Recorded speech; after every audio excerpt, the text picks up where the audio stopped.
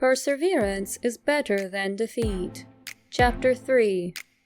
Written by Lovecake Bacon and narrated by READWITHDETERMINATION. Chapter 3. Go as far as you can see. When you get there, you'll be able to see farther. You and Sans exchanged more puns and knock-knock jokes after the call with Papyrus. And honestly, Sans looked a lot better. The jokes must have been his kryptonite or something. You turned to check in on the two, to see Silas still enraptured by Sans' disappearing ball trick with the cups the barista had given you a while ago.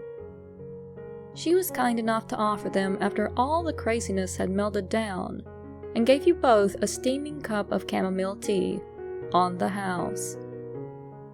It was endearing to watch Silas' eyes gleam as he watched the small red ball he saw under one cup magically teleport to the other, or how it could suddenly be pulled out from behind his ears. Sans' eyelight was at a soft glow as he gently regarded your toddler's enthusiastic claps and gleeful giggles. It was genuinely heartwarming. That wasn't even what you liked best about him. It was the fact that he also knew sign language, and it made you tear up with joy to see Silas communicate with someone other than you. "Go where? Where ball go?" Silas urged, checking his ears to make sure no magic balls were hiding there. Dunno, kid. Why don't you ask your mommy? Sans' sign was just like him, slow but powerful. It was much smoother, taking fewer spaces in between than his spoken speech did. You raised a conspiring brow at the traitorous skeleton who dared shoot you a smug grin. You narrow your eyes at him, wondering what in the world his next trick held. You didn't have to wait long, you guess. A light tapping brought you back from your reverie to look down to an awaiting Silas, whose eyes were bright like stars and a grin full of dreams. "Mama?" Oh my God. He was being so adorable. Little hands clutched to your sleeve, face full of anticipation. You gulp, glance to Sans for assistance despite him putting you into this situation in the first place. He just chuckles, obviously taking joy in your distress before pointing to your hood. You furrow your eyes in confusion. How could the ball be there? He hadn't reached out to you once, and he has been across the table since this game started. But you weren't left with any other options other than to check. You reached behind your neck to dig into your hoodie. A tinge of worry rippled through you when you couldn't find it. I swear to God, Sans, if you make me disappoint my baby, I will quite literally have your skull on a motherfucking stick. Oh, there it is. You pull out the small ball in awe as you show it to the giddy toddler who is quick to snatch the ball out of your hand. You blink in surprise, actually impressed. "How'd you do that?" you asked, ruffling Silas' hair as he rolled the ball back over to Sans, who simply smirked at your question. Magician never reveals their secrets, he quipped, as he shuffled the cups around for Silas once more. In spite of the whole nosebleed fiasco, Sans was actually pretty good at handling Silas. You would even go so far as to say he took pleasure in it. "You're pretty good with kids, aren't you?" He snorted dubiously at that. Yeah. Too bad it's a one-way street. He presents the 3 cups to Silas, pausing to let him choose a container. Cute. He let him win this time. Why do you say that? He gave you an odd look. He passed Silas the ball, signing to him that he was the champion and earned it as a prize. Silas accepted it readily, squishing the soft foam in his grasp, and, with Silas distracted, he turned back to you. When you got a mug, that looks like you literally rolled out the wrong side of the bed. Ain't many kiddos running up for a magic show. And wow, You felt like a massive asshole. Good job, dipshit. Good fucking job. Oh, I am so sorry. That was so insensitive of me. Guilt fills your stomach. You try to do away the feeling by intertwining your hands, rubbing one thumb over the other to ease your nerves. The husky rumble of his chuckle pulls you from your pit of self-wallowing, and once you've emerged, you're met with the amused glow of his maroon eyelight while he taps a steady beat onto the table. Kid, you ain't gotta worry about getting under my skin. You're not proud of the snort of laughter you had right then. You are disrupted briefly by Silas, who is now handing you his ball silently as you put it away for him. You've given him your phone before he could even ask for it, knowing that was coming next. He let out a happy squeal, and you left him to it as he swiftly taps at the screen. You're far too much, Sans the skeleton, you said, resting your chin into your hand, letting a comfortable silence come over the both of you. You close your eyes, taking a deep breath of the cafe. The sound of coffee being grounded vibrates off the walls as the smell of sweet decadence wafts around you in the background, the tranquil atmosphere gently blanketing your senses. It was charming. How long has it been since you were able to just drop this weight off your shoulders? To just sit and partake in some pleasant company for a few moments, to stop and smell the flowers, so to speak. It was a welcome change. Only a break from all the stress, the responsibility of running a business while caring for a deaf child was slowly washing off you in small waves. It felt good to have a little free time, despite Katie's flaky ass never showing up. At least it wasn't a lost cause. You did get to reconnect with Sans, so it felt it was worth coming after all.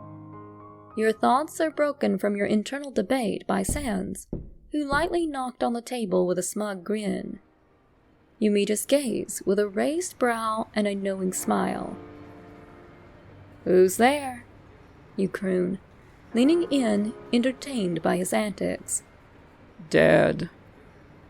You narrow your eyes as his grin grows to be even more full. "Dead who?" you ask while waiting for the punchline, but are surprised when it doesn't hit.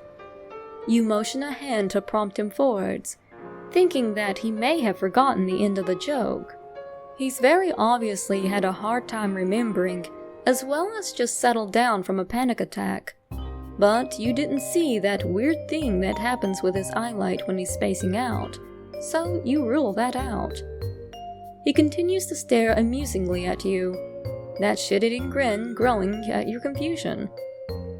You motion once more, and he just chuckles at your action as he rests his head on the table, gazing up mockingly at you.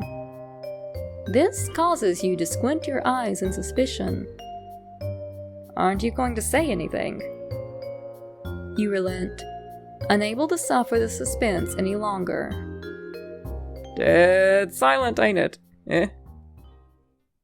You cover your mouth in laughter. You can't believe you walked right into that one. "That was awful!" you critique, drawing in your laughter as you feign a look of disappointment, acting as though you regret the events that have led to this very moment. "You're smiling," he hatefully pointed out. "I know, and I hate it!" This causes him to roll with laughter, and you can't help but smile fondly at the cackling monster.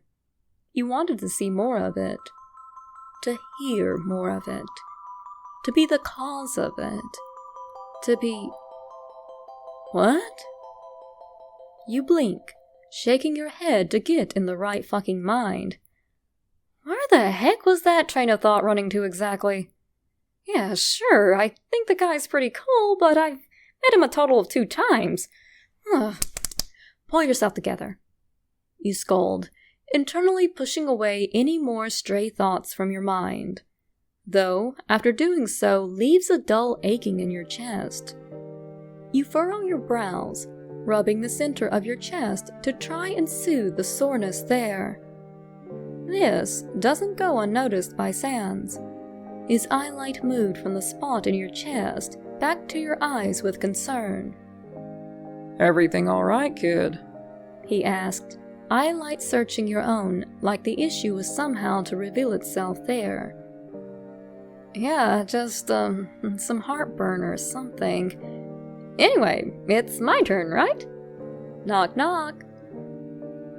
You smile, waving it off with a soft chuckle, watching how his hands drew toward his upper abdomen as well. Strange. You wonder if he had heartburn as well, and you giggled 'cause skeletons don't have hearts. He just gave you that same odd look from before, bone brow furrowed, phalange scratching his chin and mouth ready to fire more questions. Questions that aren't asking the most desired and sought-after answer. The answer to knowing who's there. You tilt your head, having taken in the unspoken change in the atmosphere, ready to hear out any possible concerns he may have. "What's wrong, Sans?" "It's just..." The sound of the cafe bells chimes for the second time today, though far more aggressively than it ever has since you've been here, effectively cutting Sans off. Wow, it's like this world's logic has nothing better to do than to cut people off. As if our lovely author is an utterly inadequate writer and is only capable of implementing poorly structured plot devices, huh? Funny. Anywho, the sound of the door being burst into like that had you worried that someone was actually fucking robbing the place. With a protective arm wrapped around Silas, you swung your head over to the direction the sound had come from. You were surprised to see it was another skeleton, but you relaxed all the same once you realized it wasn't going to be a stick-up. He didn't quite seem to see you, proceeding to announce himself, quite loudly you might add, to the entire cafe. "Greetings, tiny coffee-making human!" he hollered, eye looking both ways in the dining area, but not quite catching you or Sans. Granted, he'd never met you before, and Sans was positioned into the bench where he was just hidden from view. "Papyrus, the boss has told you already not to come in like that." The girl chided with a faint smile on her lips that told you the reprimanding was more out of protocol than hoping for a real change in behavior. The skeleton gave her what you assumed to be an apologetic expression, but who knows? You weren't exactly an expert at reading skeletal facial structures yet. You took this moment to take in this strangely loud and tall skeleton. And now that you mentioned it, the monster was abnormally tall. Like at least 7 feet tall kinda tall. You're sure he had to duck to fit into the doorway. Thank goodness the coffee shop had high ceilings so that once he was in, he was inside comfortably. Despite the more spacious room, he was still somewhat hunched over, not obviously, but enough to know that he wasn't standing to his full height. He was restrained. It was as though he was trying to contain his already boisterous personality even further than he already had. You also take note of his adorable orange-colored braces and goofy round glasses that were too much for your nurturing soul. He wore what looked to be the softest knitted sweater that was a dashing pastel apricot color, with a faded red scarf that was tattered at the edges. He wore blue jean pants that were stuffed snugly into large red leather high-heeled boots. He really had no business wearing high heels, seeing as he was as tall as can be, and he really didn't need those boots to be even taller than that. But to each their own, I guess. "Oh, pardon me, tiny coffee-making human. It seems that my passions have bested me yet again. Anywho, have you perhaps seen my brother? I was informed that he would be here. I must collect his frail carcass and deliver him home once more." The barista giggled at the energetic monster as she was about to answer. You took this moment to stand and wave towards the two of them. "Sorry to interrupt, but I got him over here," you answered for her. The tall skeleton's head snapped to you, a broad smile on his face before turning back to the barista. "Well, excuse me, tiny coffee-making human." He excused himself as he made his approach towards you. His strides were long and sure, giving you the impression of humble confidence, contrary to the subtle nervous energy that would peek through every now and then. It took him a total of 4 steps to reach you, and you had to crane your neck just to meet his eye sockets. He inspected you for a moment, his eyes widening as he wrung his hands in front of him before greeting you. "Well, good day, human. It is a pleasure to make your acquaintance. I, the great Papyrus, am grateful that you had watched over my lethargic sibling in my absence." Goodness, he was loud! Not overly so, but enough to put a strain on your ears now that he was closer to you. You do your best to not let it bother you. There are far worse things, and someone who spoke with a bit more passion than most was the least of them. "It was no problem. I, the great." You gave him your name before continuing. "I'm glad I could make your acquaintance as well. We actually met quite some time ago, and Sans had really helped me out then. So, it's only fair to return the favor." Papyrus blinked at that, turning to look down at his brother, who just gave a wave and a smug smirk before laying his head back onto the table. Papyrus seems to puff up his chest in pride at hearing how Sans has aided you at some point in time. "It was no trouble at all. Sans was able to keep me from being too bonely." When you say you saw the skeleton's face fall, you meant that it crash-landed straight from Jupiter, forever leaving an impression as deep as a 20-story skyscraper into the linoleum tile with how much disappointment was conveyed in his expression alone. You were going to ask what was wrong, until a husky voice cut in. "Aw, Paps, what's eating at ya? You can't be fed up already." Papyrus narrowed his eye sockets at Sans, crossed his arms, and looked very unamused. "You are not funny, brother. I see you have infected this poor human with your terrible puns," he exclaimed as he sent you a look so sympathetic that you thought he had to be pulling your leg. "I am so sorry, human. Please forgive my brother. I have tried many times to train this horrible behavior out of him, but he is awfully stubborn. And oh my goodness, is that a human baby?" Ah, so his sights have finally landed on Silas. You grinned at the monster's enthusiastic reaction to your child, nodding as you pat the top of his head affectionately. He didn't mind you much, continuing to slice through fruit with no rhyme or rhythm. What was that game called again? A Fruit Ninja, you think. You got it in the beginning because of all the hype a year ago and quickly grew attached to it, so you kept it on your phone for memory's sake. It just so happens that Silas loves the game too. I guess the apple doesn't fall too far from the tree. "Sure is," you chuckle, tapping on the table to garner his attention. It took a minute as he usually wouldn't respond when he was in a match, but he died pretty fast in this game, not having the best hand-eye coordination at this age. Your mother's intuition was spot on, like always, for as soon as he died, he glared in frustration up at you. You cough, swallowing back a laugh. "No win. I don't like games." A quick huff escaped your nostrils before you could stop it, but you didn't laugh. "Stay strong," you scolded yourself, as you will yourself to act like the adult you are. "Aw, but you love that game, baby," you remind him, only to get back an indignant pout and a crossing of tiny arms, but uncrossed so he could rant to you further. "No more. Bad game. Never play again." You had to turn away to giggle into your shoulder.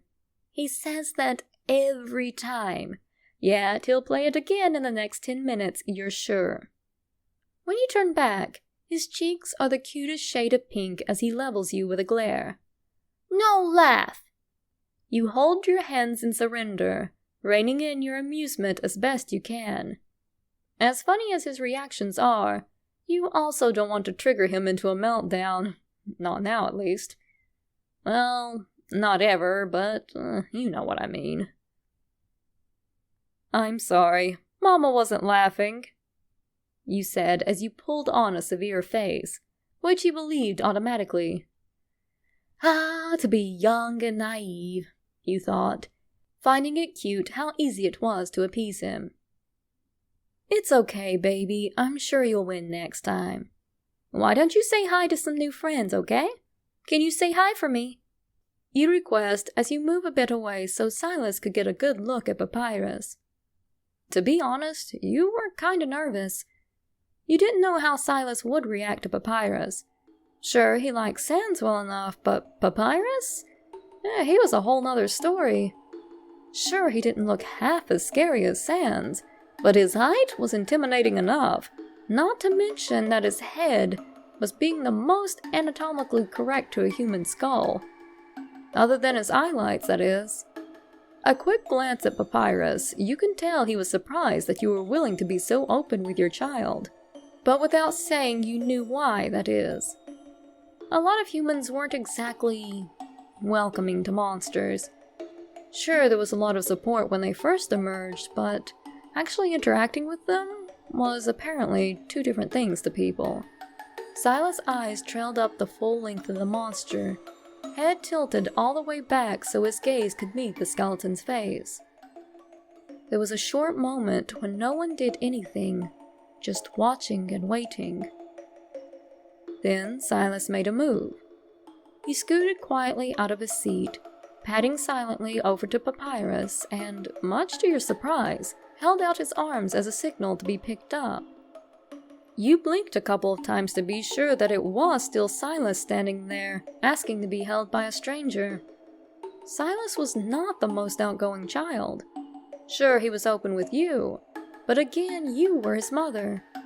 Silas, in fact, was notorious for crying in the arms of anyone he didn't deem worthy of holding him. And that goes for many of your friends and family members.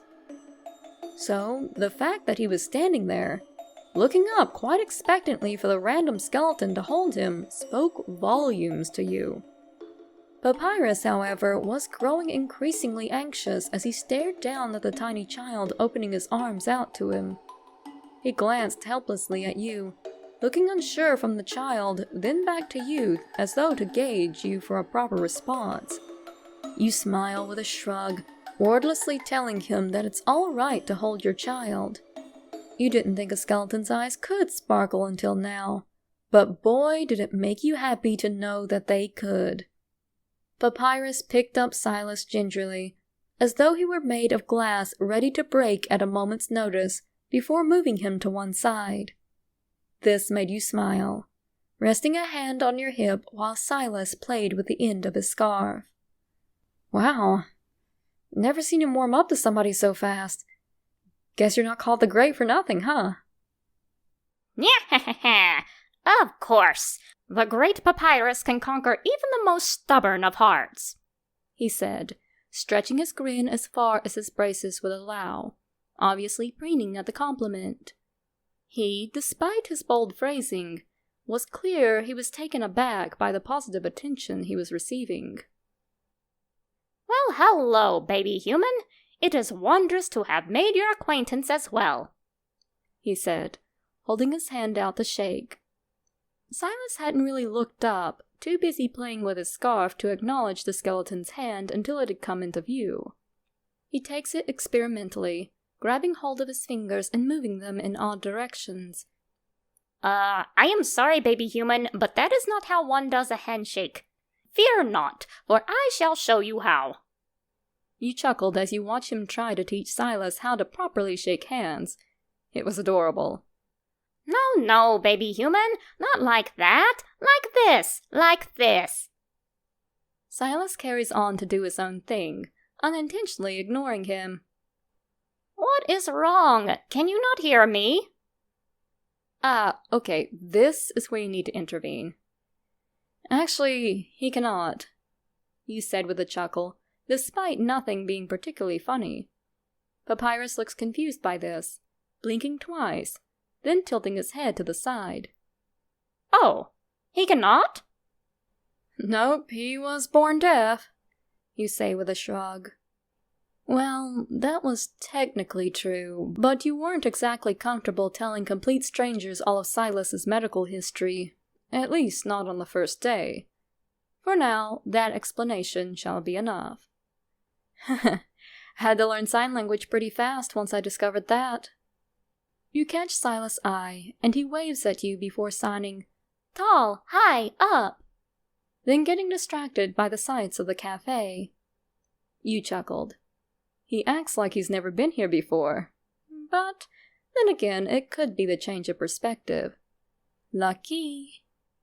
I wanted to be able to connect with him no matter what. You look from him back to Papyrus, sending him an inquisitive stare. Though I'm kinda surprised. Oh? By what, mysterious human? Well, why didn't you, You start signing nervously along with your words. Think that he could, that he couldn't? I mean... Human, are you perhaps curious as to why I had not automatically assumed that the baby human was incapable of hearing my awe-inspiring voice? Well, yeah, actually, you admit, rubbing the back of your neck. Most people just see ASL and they're like, oh no, he's deaf. It was honestly refreshing. Where others would pass him by, deeming him not worth the effort to even try. All because they believe it would be too hard, not even attempting to understand him. As if he were broken, like he was the one in need of fixing. So watching someone interact with him so normally, like he was a regular child, it was different. A good difference. Quite the impeccable observation skills, mysterious human. He strikes a pose. Well, I shall inform you as to why, you see. Papyrus tries to explain, but is shockingly interrupted by the gentle softness of a familiar voice. Not a lot of monsters are verbal. Many use body language, scent, or other means to communicate.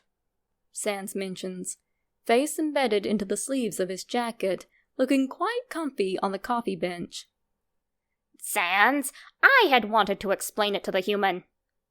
Papyrus glared at him with a mock-scandalized expression across his face, though Sans could see the light surprise shone brightly at his subtle contribution. His grin remained smug, making no move to answer the question in his place. But for that reason, we cannot draw any conclusions as to why or how others communicate differently. We must be open to learn, willing to accept, and ready to adapt. It's simply the monster way. We may have been led astray at one point in our lives, but I am glad to see monsters making a comeback. I'm proud to say that we are finally on the right track toward reclaiming our former glory and principles. He spoke with so much conviction that you just had to believe him. The way his chest puffed out with eyes ablaze as he talked as though telling tales of triumph filled you what you can only describe as inspiration. Whoa, that's pretty amazing. Wish humans were more like monsters then. You pat Silas. How are you doing up there, Silas? You want down yet? Silas looks down at you passively before shaking his head no, going so far as laying his head onto the skeleton scarf. You chuckled warmly at him with a slight roll of your eyes, turning your attention back to the skeleton. He must not have expected that response, for he had jumped a bit before squinting to look down at you and Silas. He blinked several times before his eye sockets widened. A look of recognition crossed his face for a moment, and you tilt your head once you've seen it.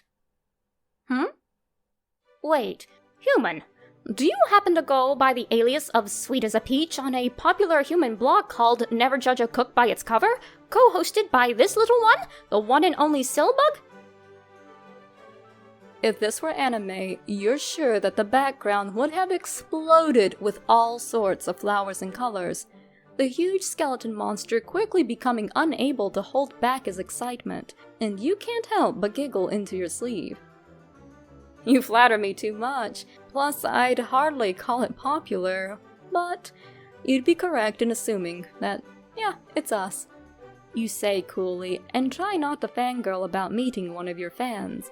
It didn't happen often, but when it did, it made you feel as though everything you work for was finally paying off. Wowee! This is fantastic! I love the way you handle food with such care by sparing as little waste, dare I say, as humanly possible. It is truly an art to behold. You amaze me, Miss Sweet as a Peach, which is quite the feat to be able to gain the favor of the great Papyrus. Your cheeks feel warm at the genuine compliment, and giggle at how he's referring to you by your alias rather than your real name. It's cute.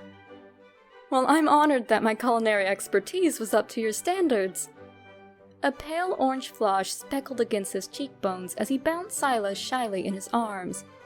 You must be an outstanding chef yourself, huh? Well, of course. For what do you humans say? Great minds think alike. He gushed. The flush on his cheekbones began to spread to where his ears would be, if, he had them.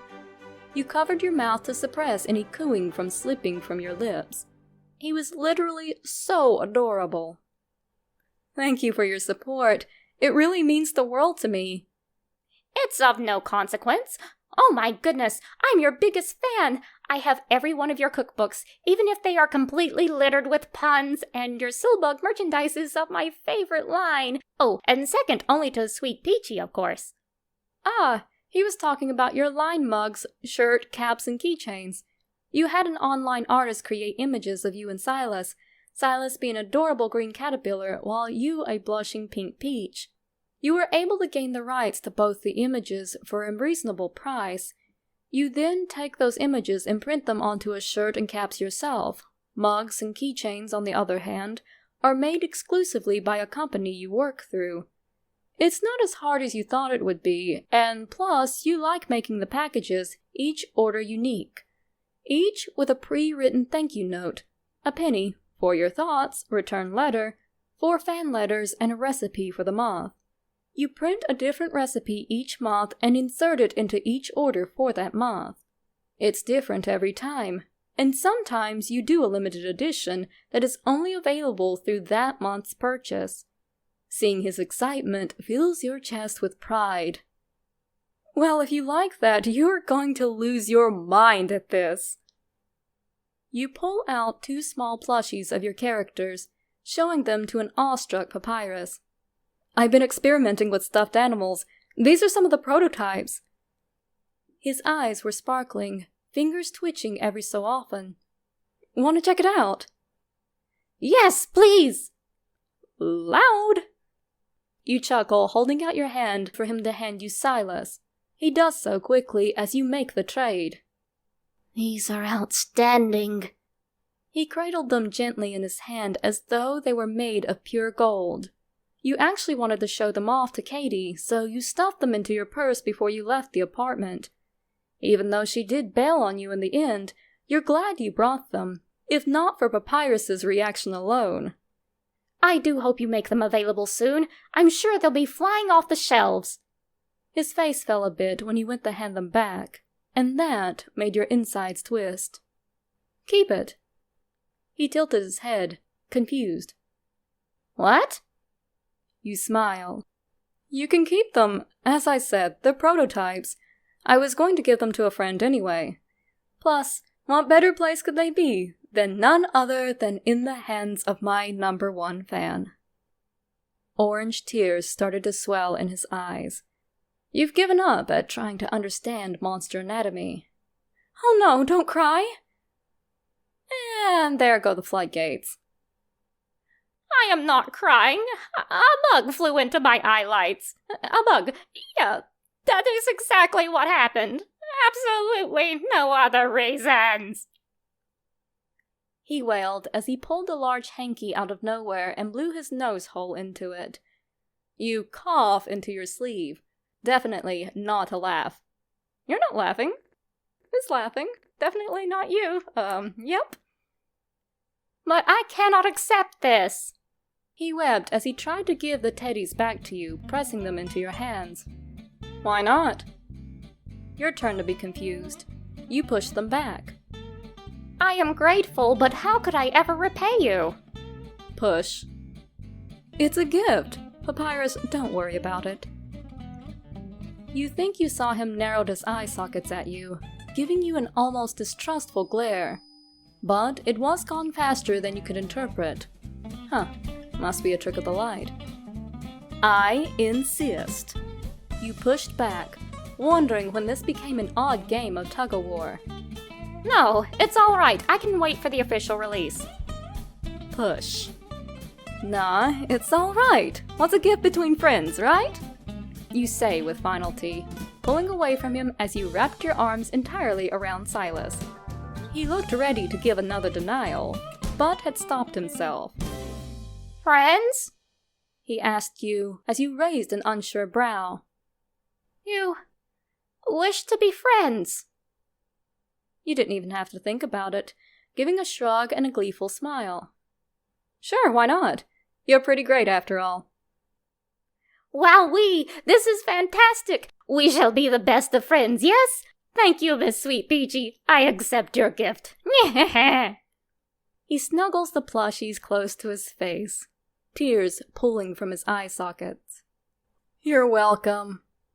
You glance toward Sans to see him starting to nod off at the table, and you immediately feel guilty. Sorry, Sans. Maybe I should let you guys go. I didn't mean to hold you up.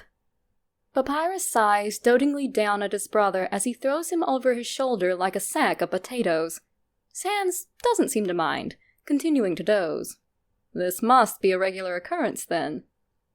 Don't worry about it, kid. I was doing better anyway.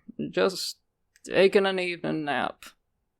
All you do is nap, Papyrus said with a roll of his eyes.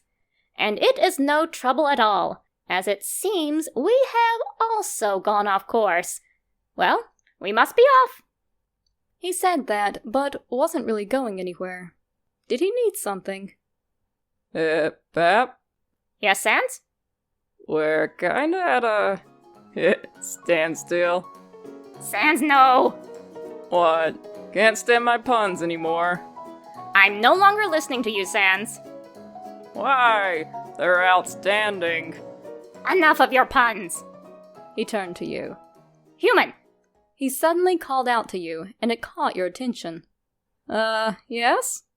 Since we are quite possibly friends now, it is human custom to exchange numbers, yes? Oh, yeah. You tilted your head a bit, a coy smile playing on your lips. Well, I'll be. How forgetful of me. Would you mind? You hold out your hand for him to give you his phone. When he does so with a small blush, his one free hand searching his pockets rapidly. And what about you, Sans? You want mine? His red eyelight glowed a brighter shade of red, eye sockets wrinkling at the sides. Who else is going to be my pun buddy? You roll your eyes good-naturedly as you hold out your hand as you made a grabbing motion for his phone. Please do not encourage him, Papyrus grumbled, and you can't hold back the snickers. Not that you really tried to. You knew that he had to love puns. He is your biggest fan, after all. Sure, kid. He reached behind to grab his own phone while Papyrus still searched for his own, and it was only fate that they both had pulled them out at the same time. You set Silas onto the table so you could grab for them, and once you do, the strangest thing happens. You felt a soft tingling, and the closest you could think of to describe it was when the static from the dryer climbs up your arms when you pull out the laundry, or when you go down the slide one too many times, hence being electrified. The sensation was nostalgic, comforting, like you've always known this feeling. It felt like home. It seems like you weren't the only one who thought it, too. Sans and Papyrus' eyes snapped to each other, communicating without exchanging any words, speaking an unspoken language that only the two could understand before turning to evaluate you. You don't quite catch the interaction, too focused on setting your number into their phones. Oops, didn't mean to shock you. Let me just put those numbers in there for you. You hand back their devices. So, do you guys need a ride home or something? I don't mind dropping you off where you need to be, but be warned, my car is kind of a mess. You add, mind drifting to all the loose fast food wrappers and empty coffee cups scattered around your vehicle. No need, Miss Sweet Peachy. We must be off. Farewell. And like that, he was dashing off, a somewhat still stunned and staring Sans on top of his shoulder. You send them off with an awkward wave, and then they're gone. They're a little weird, aren't they, Silas? You pretend to ask Silas, knowing full well he wasn't going to respond to you. You clean your station, picking up Silas to set him on the ground so you could hold his hand, and you smile. But I guess I like a little weird every now and then. Normal is overrated anyway. Right, Silas? He stares at you like a blank wall, slumping his head to the side, finding the end of his jacket to be much more entertaining. I knew you'd agree. You chuckle, setting a course for home. Silas has been oddly well behaved today. Not that this isn't most days, but they don't call it the terrible twos for nothing. You want to rub it off as him simply being pacified by your mobile device and possibly two friendly skeletons. But somehow, you felt that there was more than that. Well, it's not like it mattered much. He was on his best behavior, and you were not going to complain about him not throwing a tantrum in the name of being difficult. You are just going to thank whatever God decided to grant you mercy, and pray for him to be this docile for the rest of the day. Or forever, really. Dealing with a deaf 2-year-old's meltdowns was not the easiest in the world, and not something you want to deal with more than you already have to. You love Silas, you really do, but it could be so overwhelming at times. Though, you honestly wouldn't have it any other way. Let's head on home. The trip home was uneventful. You set Silas onto the ground and gather his favorite toys onto the floor next to you, placing him in the center. You hand him his afternoon snack, and as he chows down, you claim this time for yourself, checking your messages. There are a couple from your friend apologizing for flaking on your brunch. You roll your eyes nonchalantly, replying that it was all right and that she owes you a coffee next time. She quickly agreed, so you went back to checking, only to blink in befuddlement at your messenger. You received several new text messages for 2 unknown numbers, so, like any rational human, you opened them. Unknown. Hello, Miss Sweet Peachy. It is I, the great Papyrus, that is messaging you. I hope you have made it back to your home safely. I do apologize for my grand exit. Never mind.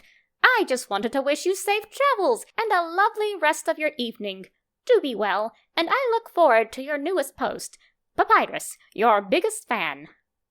You chuckle a bit, so even his way of messaging was as loud as he is. It's strangely comforting. You edit his contact name before replying. You. Aw, thanks for checking up on me, Papyrus. I made it home all right. Number 1 biggest fan. That is great news. Just so you know, your caps lock is on. I am aware. Anyway, it would love for an opportunity to share with you my world-class spaghetti, one of these days and soon. Anywho, I must get started on dinner, for one must not skip the most important meal of the day. Good day, and hope be with you. You're not wrong. Well, I'll leave you to it. Hope be with you. Thank you very much, Miss Sweet Peachy. Hope be with you. Huh. What an odd saying, you thought aloud, deciding to leave him on red, getting the impression that he was the type to want to get in the last word.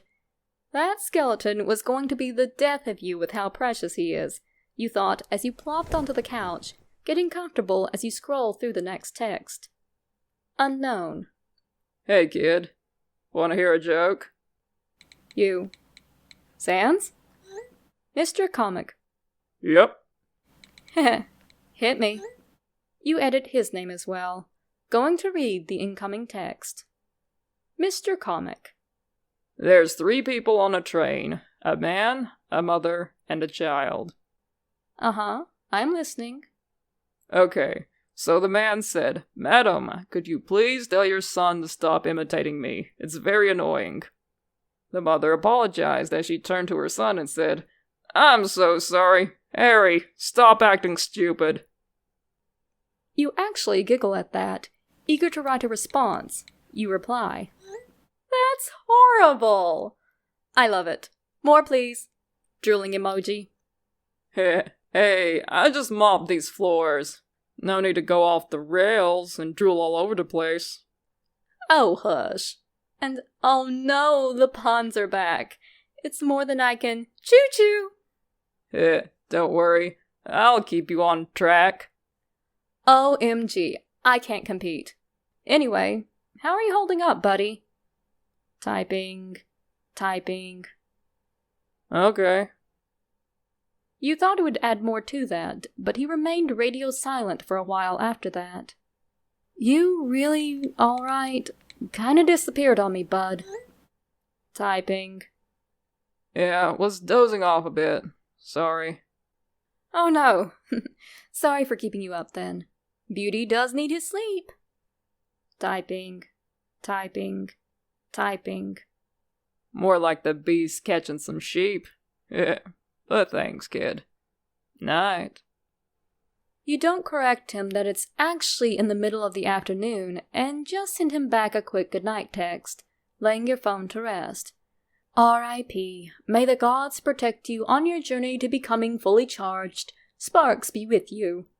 You sink further into the couch, becoming one with the couch potato as you have dreams of relaxing on a beach in Hawaii someday.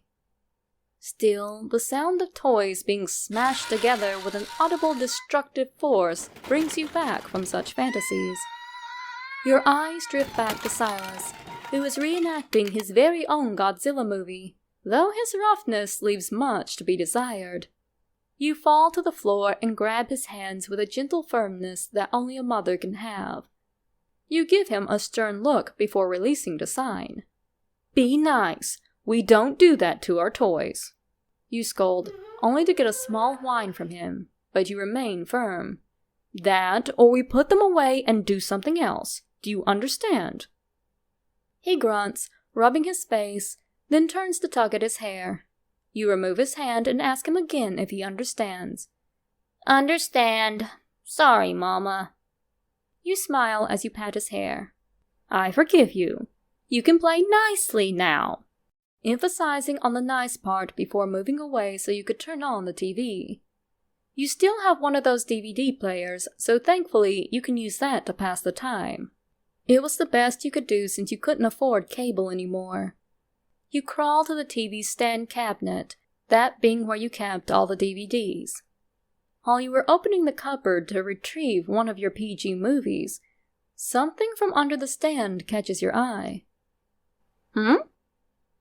You reach for it, only to grab a green marker. What in the world? You were sure you had watched him put this away. You glance over to Silas to see him stacking his cars, with not much luck seeing as how they kept rolling off each other. That doesn't stop you from trying, though. You chuckle, looking down at the marker in your hand curiously. Spinning it within your grasp, you wonder how it could possibly have made it out of its basket. Silas was clearly busy with his toys to have taken it out himself. Must have fallen out earlier. You chuck the marker haphazardly into the basket, grabbing the disc Home Alone and popping that into the DVD player as you head back to the couch. Your eyes glaze over as you watch the previews, supervising Silas from the corner of your eye. Little did you know, his marker bag was still sealed tight.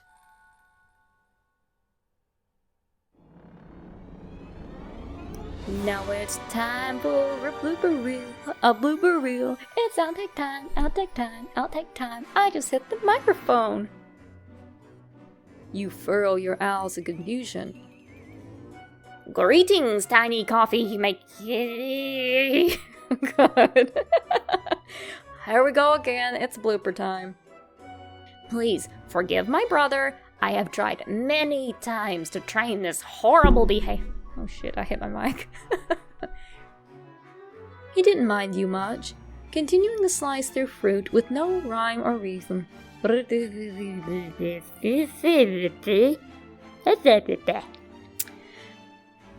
No. No! No. No, you wait all day for attention. You wait all day for attention, and then you start when I gotta do a story. No, sweetheart. Go lay down. And no, I am not opening that door for you. No. No, no, no. No. Can you go noisily clean your toes elsewhere? Co-hosted by this little one, the one and only He snuggles the plushies close to his face, tears pulling from his eye sockets. Oh my god, that line was so fucking cute! Oh my god! The mental image right there is so freaking adorable! Oh my god! I'm sorry. Pap? Yes, Sans? We're kinda at a standstill. Sans, no! Oh my god, I can't. Oh my god. Here I go, I'm slap happy again. You want mine? Yeah. Sans has turned into a cowboy here.